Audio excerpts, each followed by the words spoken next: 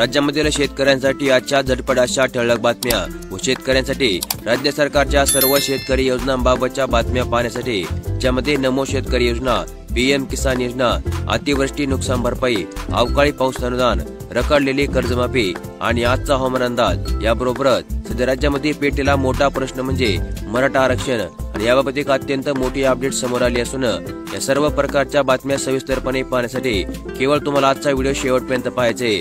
चॅनलवरती नवीन असाल लगेचच आपल्या चॅनलला सबस्क्राईब करून ठेवायचे. तर मग चला व्हिडिओला सुरुवात करूया आणि जाणून घेऊया आजच्या झटपट अशा ठळक बातम्या. अतिवृष्टीमुळे बाधित शेतकऱ्यांसाठी अत्यंत मोठी खुशखबर. अतिवृष्टीमधील नुकसानीचे पंचनामे तात्काळ करण्याचे कृषी मंत्री यांचे आदेश. कृषी मंत्र्यांनी केली नुकसानीची पाहणी. अतिवृष्टी भागामधील बाधित शेतकऱ्यांचे युद्ध पातळीवर पंचनामे करण्याचे आदेश दत्तात्रय भरणे यांनी महसूल आणि कृषी यंत्रणेस दिले आहेत. संबंधित यंत्रणेचा अहवाल प्राप्त झाल्याबरोबरच मुख्यमंत्री आणि दोन्ही उपमुख्यमंत्री यांच्या सोबत बैठक घेऊन आता निर्णय घेण्यामध्ये येईल आणि तात्काळ या अतिवृष्टीमुळे बाधित शेतकऱ्यांसाठी आर्थिक मदत मंजूर करण्यामध्ये येईल अशा प्रकारची घोषणा यावेळेस कृषी मंत्री महोदयांनी दिली. राज्यामधील शेतकऱ्यांसाठी एक अत्यंत मोठी खुशखबर. मूग, उडीद, सोयाबीन, तुरीची आता हमी भावाने खरेदी करण्यामध्ये येणार आहे. नाफेड पणन महासंघाची खरेदीसाठी तयारी. आता फक्त ई पीक पाणी नोंद असणे आवश्यक असणार आहे. हंगाम 2025-26 मध्ये केंद्र शासनाने निश्चित केलेल्या आधारभूत दरानुसार राज्यामध्ये आता युनिसेफच्या माध्यमातून पणन महासंघामार्फत राज्यामध्ये कडधान्य आणि तेलबियांच्या आधारभूत दराने खरेदी करण्यामध्ये येणार आहे. यामध्ये मूग, उडीद, सोयाबीन आणि तूर या पिकाचा समावेश असणार आहे.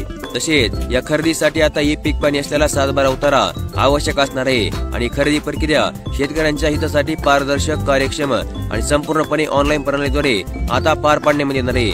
तसेच तुरीची 8,000 रुपये दराने, तर मुगाची 8,768 रुपये आणि उडीद या पिकाची 7,800 रुपये एवढ्या हमीभाव दराने आता नाफेडच्या मार्फत खरेदी करण्यामध्ये येणार आहे.